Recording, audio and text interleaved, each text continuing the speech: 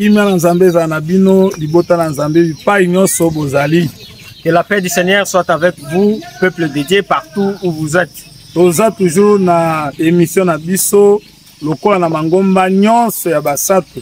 Nous sommes toujours dans le cadre de notre émission, comme dans toutes les églises des saints. Et tozolobela thème Caïn de nan. Et nous parlons d'un thème qui est Caïn. Et là tokosimba offrande ya Caïn pe Abel. Aujourd'hui, nous allons toucher l'offrande de Caïn et d'Abel. Soki Nzamba akolinga tokokota na vengeance. Et si Dieu le voudra, nous allons toucher la vengeance. Soki pe tomoni tango ekokite la vengeance kozata le dimanche prochain. Et même si le temps ne nous permet pas, nous allons même parler de la vengeance le dimanche prochain. Tozi Genèse chapitre 4. Nous prenons le livre de Genèse chapitre 4. Tozi verset 2 tokitina C. Elle enfanta encore son frère Abel. Ya botaki lisusu mwana ndeko ya Kaina na kombo ya Abel. Abel fit berger. Abel azalaki mokengeli ya banyama. Et Caïn fit laboureur. Kaina azalaki ya solo moloni. Au bout de quelque temps, na suka mwa batango, Caïn fit à l'Éternel une offrande de fruits de la terre. Et Abel de son côté en fit une de premier-né de son troupeau et de leur graisse.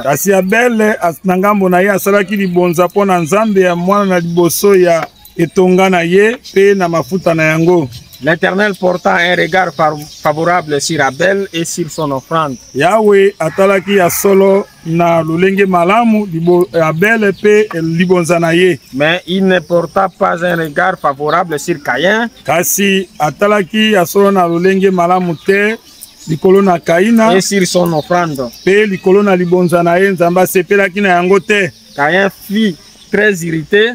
Kaina ye asilikaki et son visage fut abattu. Pe ya solo elongi na ye komaki na mawa. Et l'Éternel dit à Caïn, pe ya walobi na Kaina, pourquoi es-tu irrité? Tosuki na noana to simba sur l'offrande. To simba o etali libonza Kaina pe Abel. Nous allons toucher à ce qui concerne l'offrande de Caïn et d'Abel. Tobandaki koyebisa bino ke soki tozolobela na Caïn tozotalisa yango Caïn azalaki ombre ya Israël. Si nous parlons, nous insistons sur Caïn parce que Caïn est l'ombre d'Israël. Et Caïn yende abomaki ndeko na ye Abel.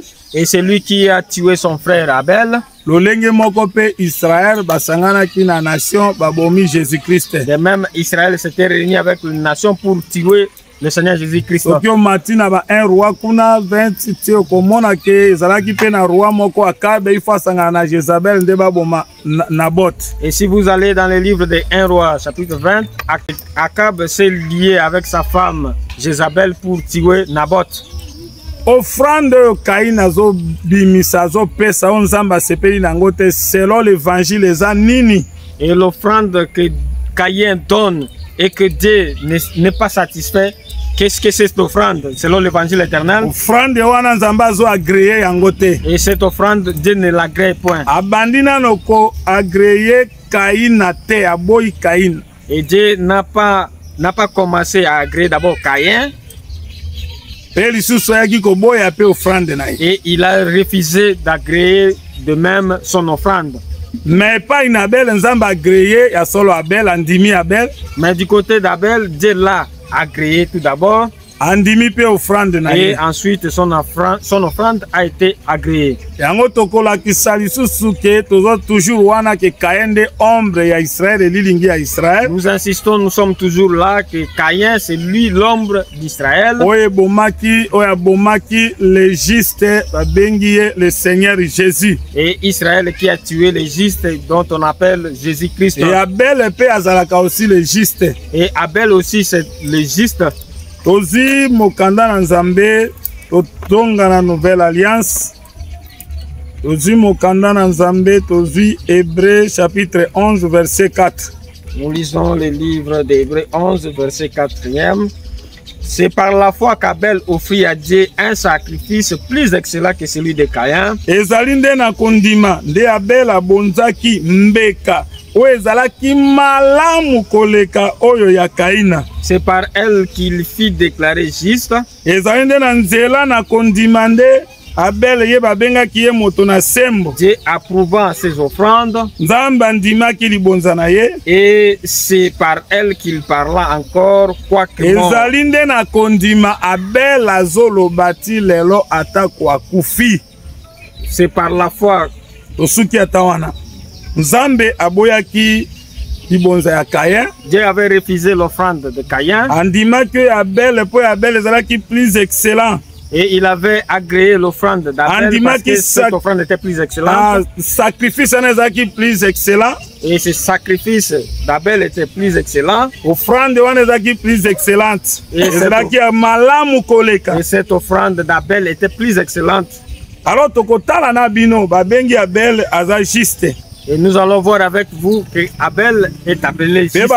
Abel par la foi azoloba ti lelo. Et la Bible a insisté que par la foi, Abel parle jusqu'à ce jour. Tozi mokanda ya Nzambe. Tozi Hébreux chapitre 12 verset 24. Hébreux 12 verset 24. Ok. De Jésus qui est le médiateur de la nouvelle alliance. Yesu azali moyokanisi ya boyokani ya sika. Et du sang de l'aspersion qui parle mieux que celui d'Abel. Ya makila bazali komwangela yango oyo elobaka malamu koleka ya Abel.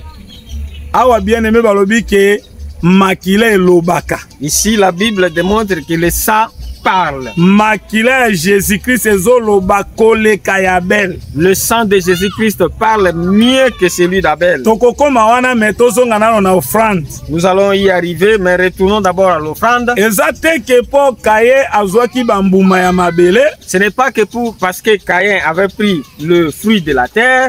Nde po Abel azwaki nyama na kati ya nyama makila ezalaki nde Nzambe agreyaki yango. Ce n'est pas que parce que Abel avait pris un animal qui a le sang que Dieu avait agréé. Eza bongo te. Ce n'est pas ça. Nzambe andimaka pe biloko ya mabele azwaka yango. Dieu agrée aussi les fruits de la terre. Nzambe asengaka ba prémisse ya ba blé, ya ba orge, ya biloko nyonso, ba vigne, tout biloko to Nzambe asengaka mbuma ya liboso. Dieu agrée aussi les offrandes, les prémices de la terre, de bleu, de maïs et de tout consort. Ezate poete Abel Caïn apesaki bambuma ya mabele nde Nzambe aboyaki offrande na ye. Ce n'est pas que parce que Caïn avait donné les fruits de la terre que Dieu avait refusé son offrande. Abandaki nano koboya liboso Caïn ye moko. Il avait d'abord commencé par ne pas agréer Caïn lui-même. Na sima na wana. C'est par après qu'il ne va pas agréer son offrande. Oh, Nzambe asepelaka a agréé yo. Et Dieu aime t'agréer d'abord comme ou s'il t'agrée. Même le sambo kosala Nzamba kondi. Même la prière que tu feras pour l'Éternel. Mais awa botozo mona que même Caïn ye moko Nzamba agréé yete. Ici on voit Caïn lui-même Dieu ne l'a pas agréé. Et tokotali sabino que Abel azalaka même état sacrificateur. Et nous allons vous démontrer que Abel étant en même temps sacrificateur, sacrifice. Lui-même aussi était sacrifice. Parce que lui-même apportera le sacrifice pour offrir. Et par après, on le tuera comme sacrifice. Quand il apporte le sacrifice, il se montre sacrificateur. Et quand il tue le sacrifice, sacrifice. Il doit être lui-même aussi sacrifice. Véritable Abel est le Seigneur Jésus. Ici nous parlons du véritable Abel qui est la offrande quelle offrande il avait apporté. Jean chapitre 10, tobandi na 16 tokiti na C. Jean chapitre 10, 16e verset. J'ai encore d'autres brebis Nazali lisusu na bapate mosusu qui ne sont pas de cette bergerie. Oyo bazali ya solo na etonga oyo te. Celles-là, bawana il faut que je les amène. Esengele tengana mema bango. Elles attendront ma voix. Bakoyoka mongongo na ngai. Et il y aura un seul troupeau, un seul berger. Ekozala na etonga moko pe kozala na mobateli bibwele moko. Awa boy Jésus-Christ azomi benga ye moko comme berger. Ici Jésus-Christ s'appelle lui-même le berger. C'est-à-dire yene mokengeli ya bapate. C'est lui qui garde les troupeaux. Comme Abel azali kokengela bapate. Comme Abel garder les troupeaux. Jésus-Christ peut dans les bergers. Jésus-Christ Mais total, si Jésus-Christ est un sacrificateur.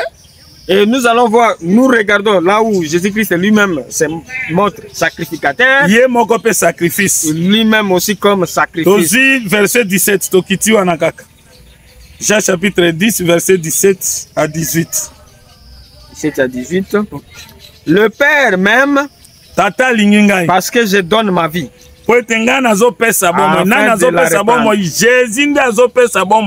C'est Jésus qui donne sa vie. Jésus lui-même est la vie qui est donnée. C'est lui-même qui donne cette vie. En réalité, Jésus est sacrificateur. En réalité, Jésus-Christ lui-même est sacrificateur. Lui-même est aussi sacrificateur. Afin de la reprendre. C'est-à-dire Jésus lui-même s'est donné la vie. C'est lui-même qui s'est ressuscité. Jésus est Dieu. Personne ne me l'ôte. Mais je la donne de moi-même. J'ai le pouvoir de la donner. J'ai le pouvoir de la reprendre. Tel est l'ordre que j'ai reçu de mon Père. Le Seigneur Jésus le sacrificateur. Ici, le Seigneur Jésus-Christ se dit lui-même sacrificateur. Lui-même aussi comme sacrifice. Jésus lui-même s'est donné la mort. En réalité, Jésus est Abraham. En réalité, Jésus lui-même est Abraham. Jésus est Isaac. Il est lui-même Isaac. Abraham comme le sacrificateur. Abraham comme le sacrificateur. Isaac comme le sacrifice. Et Isaac comme le sacrifice. Dieu lui-même se donne. Jésus-Christ est Jésus lui-même donne sa vie. Personne ne peut l'ôter.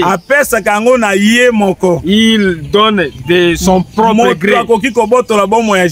Et personne ne peut l'ôter sa vie. Lui-même offre sa vie. Si nous voyons bien, c'est Jésus lui-même qui s'est donné la mort. Lui-même comme Abraham. Lui-même comme Isaac. Et de loin, lui-même aussi c'est l'autel. Parce que l'autel est bâti sur 12 pierres. Oh, Jésus-Christ a poni 12 apôtres. Et Jésus-Christ est venu, il a choisi 12 apôtres. Le véritable Jacob, c'est Jésus. Or, le véritable Jacob, c'est Jésus. Qui est l'autel. Ok, awatango frande oyo Abel azo pesa. L'offrande que Abel donne, c'est son propre corps qu'il donne. Jésus le véritable Abel Jésus-Christ le véritable Abel Jésus. Les Juifs qui avaient tué Jésus, ils ont seulement accompli les mais en réalité, dans la réalité, c'est Jésus lui-même qui s'est donné la mort. Il s'est laissé entre les mains des Juifs et les Juifs l'ont tué. Pour accomplir cette écriture, Jésus wazomi benga bema yende Abel tozui Matthieu 23 tobandi na verset 35. La Bible dit ceci. Bandata na 34. C'est pourquoi voici je vous envoie des prophètes, des sages et des scribes. Vous tuerez, crucifierez les uns. Vous battrez des verges les autres dans vos synagogues. Et vous les persécuterez de ville en ville,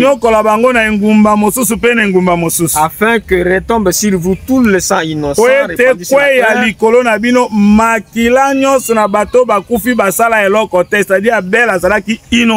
Depuis le sang d'Abel, le juste, jusqu'au sang de Zacharie, fils de Barachi, que vous avez tué entre le temple et l'autel.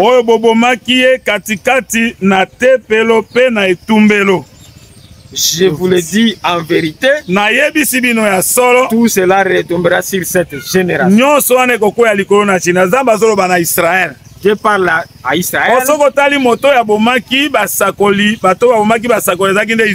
Et si vous regardez ceux qui ont tué le prophète. Mais Nzambe azongiseli bango ti makila ya Abel. Et Dieu leur a ramené, lui fait retomber sur le sang d'Abel. Bobomaki Abel. Vous avez tué Abel. Bobomi Zacharie, fils de Barachi. Zacharie, fils de Barachi. Nakati na tempelo pe na etumbelo. Entre le temple et l'autel. Oh, Israël baboma pe Zacharie azalaka sacrificateur. Or, Israël avait aussi tué Zacharie qui était sacrificateur. C'est-à-dire que Jésus ayaka comme sacrificateur. C'est-à-dire Jésus vient comme sacrificateur. Yé moko sacrifice. Lui-même sacrifice. Soki totali na Zacharie mwana ya Barachi. Si nous regardons Zacharie. 2 Chroniques chapitre 24 verset 20. Totanga ngo na mwa lombangu. 2 Chroniques. Zacharie fils du sacrificateur Jéhojad. Zacharia mwana na nganga nzambe Jéhojad.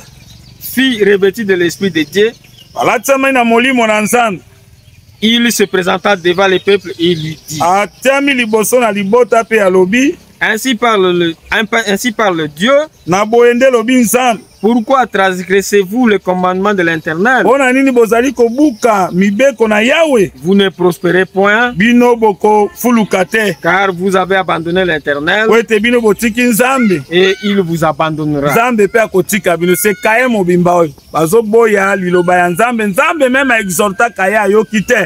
Nzambe azotalisa Kaye awa lokola Israël. Awa pe Zacharie azoloba vérité mais Israël bazoboya. Ici, Dieu démontre Caïn comme Israël, Zacharie qui apporte la vérité, mais les Israélites ne l'acceptent pas.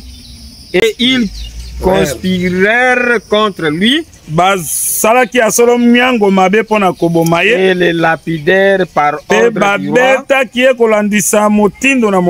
dans les parvis de la maison de l'Éternel. Le roi Joas ne se souvint pas de la bienveillance qu'avait eu pour lui Jéhojada, père de Zacharie. Mokonzi Josias akanisa ki atate bolamu oyo mokonzi Jéhojada nganga nzambe Jéhojada azalaki na yango pona ye père de Zacharie. Tata na Zacharie. Et il fit périr son fils. Abomaki mwana na ye. Zacharie dit à Moura. Zacharie azo lobatango azo kufa. Que l'Éternel voit. Tikete nzamba mona. Et qu'il fasse justice. Asa la justice. Babomaki Zacharie na kati ya temple pe hôtel na katikati wana, c'est-à-dire Zacharie azaki sacrificateur. Et Zacharie a été tué entre l'hôtel et le temple. C'est-à-dire Zacharie était sacrifié. Et tango Jésus-Christ azolobaki na kopesa bino mosuni na ngai bolia elekelaki bayuda. Et quand Jésus disait aux Juifs, aux Israélites que je vous donnerai ma chair pour nourriture, cela leur avait dépassé. Et sengelaki baluka ba moyen nyonso baboma ke biso tokolia nde mosuni na ye. Et ils devaient chercher par des moyens pour le tuer.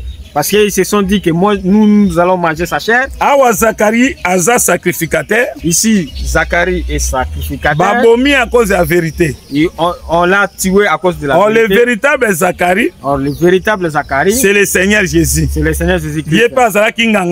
Lui aussi était sacrificateur. Mais qui était venu offrir.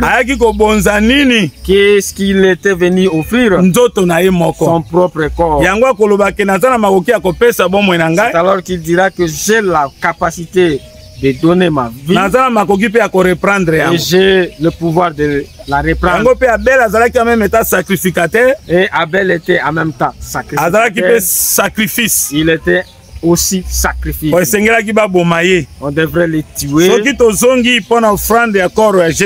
Et si nous revenons 1 Pierre chapitre 2, verset 21. 1 Pierre chapitre 2, verset 21. Et c'est à cela que vous avez été appelés. Parce que Christ aussi a souffert pour vous. Vous laissant un exemple. Afin que vous suiviez ses traces.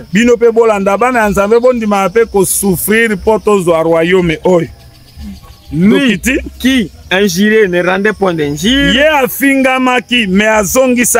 maltraité ne faisait point de menaces, mais ça remettait à celui qui juge justement.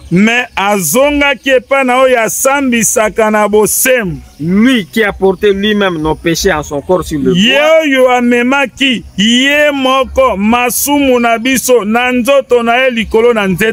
afin que mort au péché nous vivions par la justice.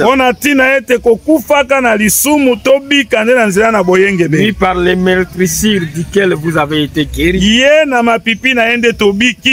Car vous étiez comme des brebis errantes.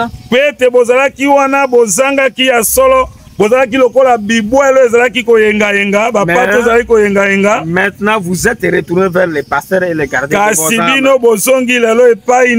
Mobateli pe moyangeli abakomi les bergers et les gardiens de vos âmes. C'est-à-dire Jésus-Christ a aussi les bergers. C'est-à-dire Jésus-Christ est lui-même aussi le berger. Le sacrificateur. Lui-même le sacrificateur. Lui-même donne sa vie pour porter nos péchés. Il ne devrait pas avoir de tâches. Et il ne devrait pas sortir de sa bouche. Il devrait être juste. Et comme Abel aussi juste. Comme Abel de même était juste. Mais ce qu'il lui a offert, c'est son propre corps. Chapitre 10, verset 2. Autrement, n'aurait-on pas cesser de les offrir? Parce que ceux qui rendent ce culte, étant une fois purifiés, n'auraient plus aucune conscience de leurs péchés. Mais le souvenir des péchés est renouvelé chaque année par ce sacrifice.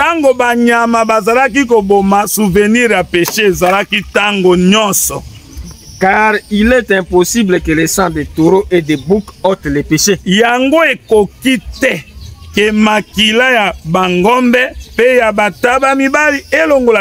C'est pourquoi Christ entra dans le monde. Dit, ok. Tu n'as voulu ni sacrifice ni offrande. Mais tu as formé un corps.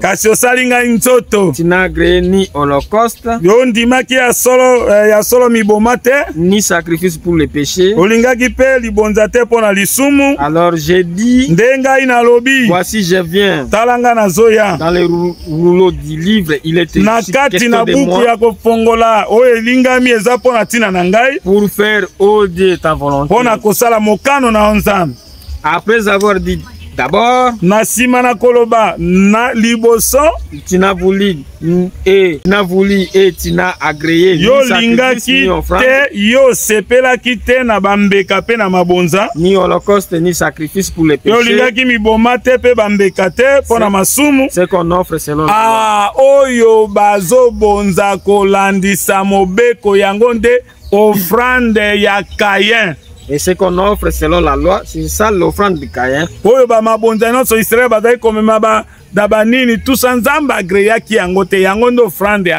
Et tout ce que Israël apportait, Dieu n'avait pas agréé. Et Dieu devrait le faire un corps. C'est Dieu lui-même qui porte un corps pour venir mourir. Il a refusé le sacrifice qui était selon la loi. Le sacrifice des animaux. Il a refusé tout cela. Il a fallu un sacrifice que Dieu va accepter. Et il dit ensuite, voici, je viens faire ta volonté. Il abolit ainsi la première chose pour établir la seconde. C'est en vertu de cette volonté que nous sommes sacrifiés par l'offrande du corps de Jésus-Christ une fois pour toutes. Jésus-Christ est offrande, sacrifice. Ici, Jésus-Christ est lui-même offrande, lui-même comme sacrifice. Et sacrificateur. Lui-même aussi est sacrificateur. Et c'est alors que on dira que Dieu demandera sur Israël le sang, le juste qui est le juste. Jésus pas zalaki juste. Parce que Jésus lui aussi était juste. Na makile ya Zacharie zalaki sacrificateur. Et le sang de Zacharie qui était sacrificateur. Et bandai kotali sake Yesu akoya. Et cela démontrer Jésus qui devait venir. Lui-même sera sacrifié. Lui-même sera sacrificateur. Abraham. Lui-même Abraham. Isaac. Lui-même Isaac. C'est alors que Jésus-Christ a été mis à mort pour que nos péchés soient Caïn. Mais l'offrande de Caïn comme type à Israël. Et Caïn qui typifie Israël. Tout ce que Caïn avait apporté. Offrande selon la loi. Et l'offrande qu'on donnait selon la loi. On apportait des animaux. Dieu n'avait pas agréé. Dieu n'avait pas agréé. Dieu les avait refusés. Pourquoi les avait-il refusés? Parce que le péché d'Adam n'était pas ôté. Quelqu'un qui apporte toi-même tu es mauvais. Et Dieu n'agréera pas ton sacrifice. Il ne va pas agréer ton offrande. Tu dois toi-même d'abord offrir ton corps et que ton corps soit offert à Dieu. C'est alors que Dieu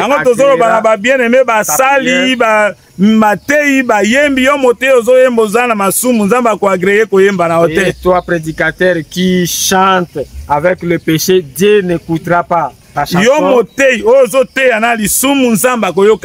Toi prédicateur qui prêche dans le péché, Dieu ne t'écoutera pas. Et Dieu ne va pas agréer et toi chante dans le péché. Tu peux avoir une belle voix. Et Dieu ne va pas se réjouir de toi. Et Dieu aime d'abord que quelqu'un soit saint. Caïn comme le type d'Israël. Avant que l'offrande qui ôte le péché vienne, leurs mains étaient déjà impures. Leurs mains étaient déjà attachées. Le sang des prophètes était devant eux. Dieu les avait d'abord refusés. Et il a refusé les offrandes. Et les offrandes qu'ils apportaient à Dieu des animaux. Et ces offrandes devaient être pires, mais celles-là parce que c'était des offrandes qui étaient données par rapport à la loi.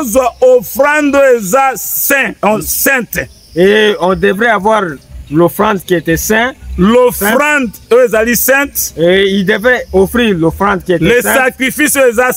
Les sacrifices qui est saint. Le Seigneur Jésus. Et c'est ça le Seigneur Jésus. Et tous ceux qui offrent doivent être bien. C'est alors que vous verrez Dieu a refusé d'abord Caïn. Et il a porté un regard favorable sur Abel. Et l'amour de Dieu envers Abel le juste. Oh, le véritable Abel c'est le Seigneur Jésus. Oh, le véritable Abel c'est lui. Que Dieu avait d'abord agréé. Quand il a porté l'offrande qui est son corps.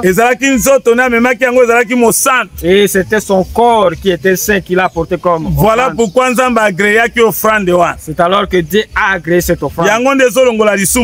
C'est ce qui ôte les péchés. Je vous exhorte frère.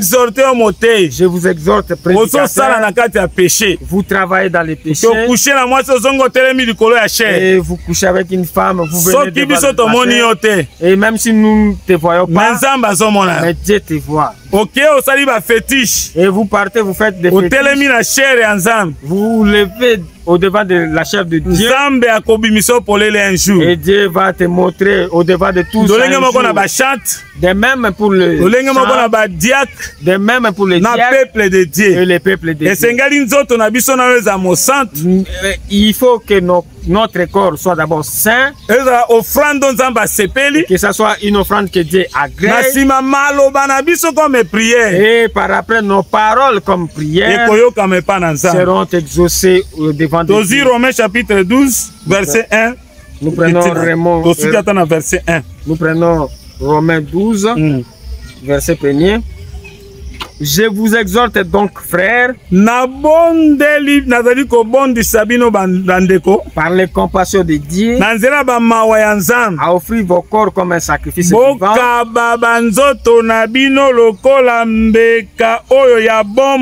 saint, agréable à Dieu, ce qui sera de votre part un culte raisonnable. Ne vous tosuki meme wana soko kitina se wabi ko komisate komi kokanisate na makambo ya ekeke oy. En bas, on dit de ne pas vous conformer au siècle présent. Et Dieu dit ceci, que notre corps d'abord soit saint. Comme type Israël. Comme le type d'Israël. Avant le sacrifice à Jésus. Avant le sacrifice Seigneur Jésus-Christ. Et tout homme dans l'humanité, dans le monde, était entouré du péché. Voilà pourquoi offrande même na bango nzambe azali ko agréer. Voilà pourquoi Dieu ne pouvait même pas agréer leur offrande. Mais Jésus, saint. Il est un sacrifice qui est saint. Pour l'agneau le 10e jour, le 14e jour. Parce que l'agneau qu'on attache le 10e jour et qu'on tue le 14e jour. Il faut saint. Et on doit trouver dans cet agneau la sainteté, qu'il soit sans tache, ni ride, ni rien de semblable. Et que ça soit un sacrifice qui est complet. Pourquoi? Parce que c'est ce qui vient ôter les péchés. Caïn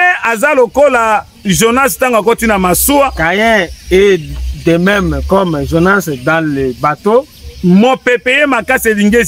La tempête a frappé pour embarquer la barque. On prenait la cargaison pour jeter dans l'eau. On jetait dans l'eau. Mais l'eau n'était pas apaisée. Et cela,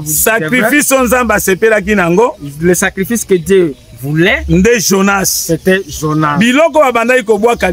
Et la cargaison, la marchandise qu'on jetait, cela démontre le sacerdoce lévitique. Tous les sacrifices qui étaient donnés, les animaux, tout cela, Dieu n'avait pas agréé. Chapitre 10. Et dans Hébreux 10, on dit tu n'as voulu ni sacrifice ni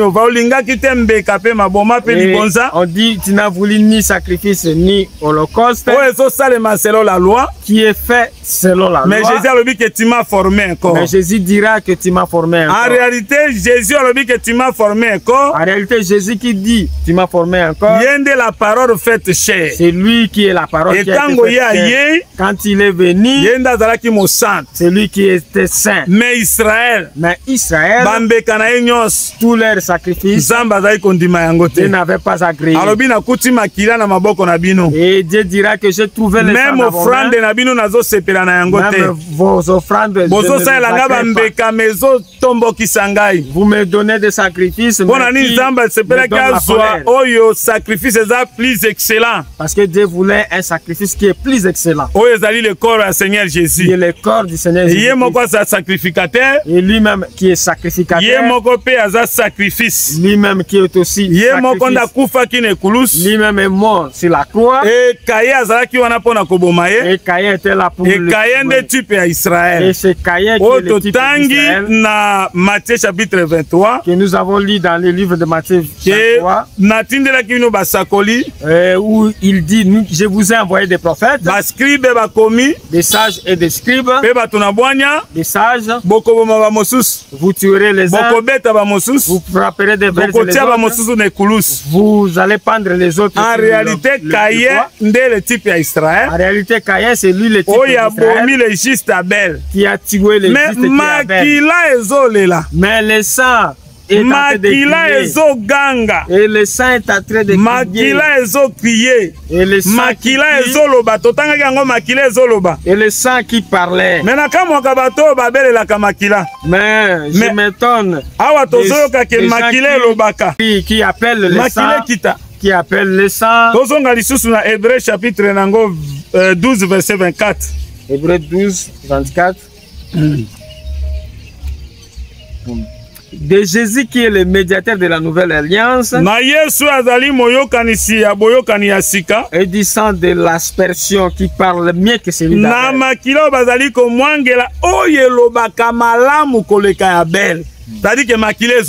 C'est-à-dire le sang parle. Et le sang de Jésus parle de quoi? Et celui d'Abel parle de quoi? Le sang parle. Job chapitre 16 verset 18. Prenons le livre de Job 16 verset 18. Oh terre, oh mabele, ne couvre point mon sang. Ko zipa mabele na ngai te, ko zipa makila na ngai te. Que mes cris prennent librement les ressorts. Tika ete maloba na ngai pumbwa ekende, c'est-à-dire makila elobaka. C'est-à-dire le sang parle. Bino bobele la kamakila. Vous qui priez le sang, makila Jésus ezoloba. Le sang de Jésus parle. Et makila Jésus ezoloba pona pardon. Et le sang de Jésus parle du yango pardon. Si la croix roba ki papa limbisa bango. C'est alors si la croix il a dit Père pardonne-le. Po ete ba yebi makambo ba osala te. Parce qu'ils ne savent pas ce qu'ils font. Mais tandis que makila ya Abel, tandis que le sang d'Abel, yango ezoloba vengeance. Et ce sang crie la vengeance. Ezali makila ya basakoli. C'est le sang des prophètes. O ezo senga vengeance. Et qui demande la vengeance. Pona bato ba bomaki bango. Pour les gens qui ont été tués. Dès le dimanche prochain. Et le dimanche prochain. Dès en profondeur. Nous allons entrer en profondeur. Sur la vengeance de Caïn. Parler de la vengeance de Caïn. Mais makila ya Abel. Mais le sang d'Abel. Abel, Caïn bomaki Abel. Comme Caïn avait tué Abel. Makila Abel zoloba. Le sang d'Abel part. Oh makila Abel ndeloko totangi yango na Matthieu chapitre 23 verset 34 au kititi na verset 36. Oh, le sang d'Abel, c'est ce qu'on a lu dans le livre de Matthieu.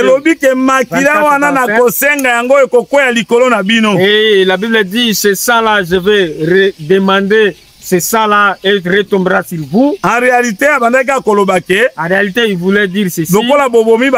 Comme vous avez tué les prophètes, il y aura la vengeance. Mais ce qui étonne, au lieu que la vengeance retombe sur Israël, et vengeance est retombée sur Babylone. Et là, nous allons comprendre qui est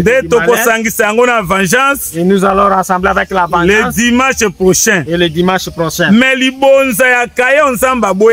et l'offrande de Caïn que Dieu avait refusé, ce n'était pas parce que c'était de la terre. C'était tout un sacerdoce. Et que Dieu avait refusé ce qui venait de la main de Dieu. Et à ce moment-là, Dieu était une personne qui voulait amasser. Parce que la Bible dit, celui qui garde annexé s'appauvrit. Mais libéralement, et celui qui donne libéralement, sans être poussé, et c'est celui-là sera riche. Or dans l'ancienne alliance, Dieu a les gens apportaient voilà des pourquoi Nzamba et c'est alors que Dieu était resté pauvre. Mais le jour où Dieu donnera, le sacrifice qui est son corps, quand il a porté le corps, il a accepté la mort. Le jour où il va donner le sacrifice qui est son corps, il aura Israël et il nous aura aussi il nous rassemblera. Directement dans Jean chapitre 11 verset 49. L'un des Caïphe qui était souverain sacrificateur cette année-là leur dit, vous n'y attendez rien. Vous ne réfléchissez pas qu'il est dans votre intérêt qu'un seul homme meurt et que la nation entière ne périsse pas. Il ne dit pas cela de lui-même, mais étant souverain sacrificateur, il prophétisa que Jésus devait mourir pour la nation.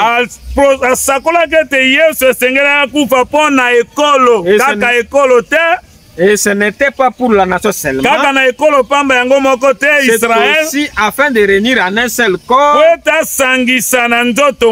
les enfants de Dieu dispersés. C'est alors que Dieu devient riche.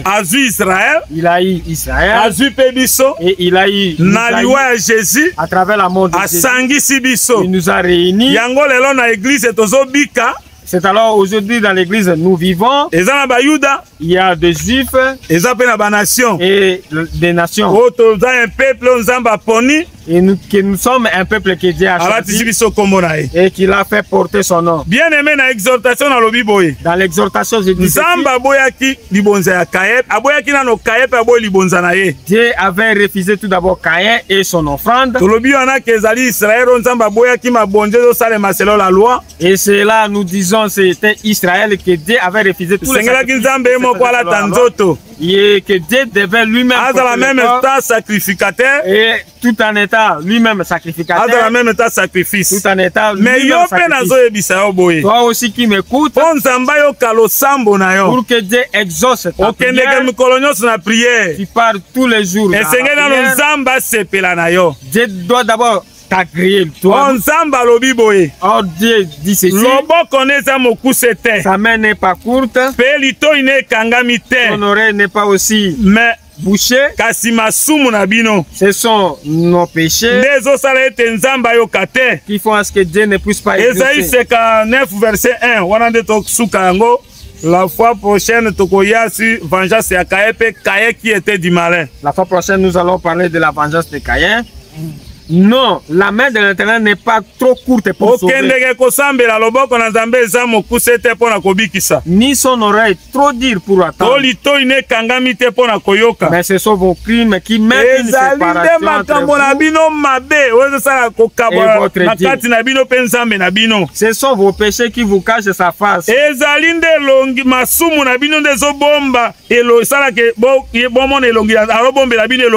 la pêche de vous écouter. Et que vous verrez comme Caïn avait commis le péché, il faut que Dieu ne puisse pas et Dieu a caché sa face au et cacher sa face, c'est le chasser de la terre, de sa terre, et de les renvoyer d'aller en errance. Mais même s'il est parti en errance, il a un signe. Il a une promesse. Qu'un jour, Israël a la présence ensemble. Et Israël est revenu dans la présence de Dieu.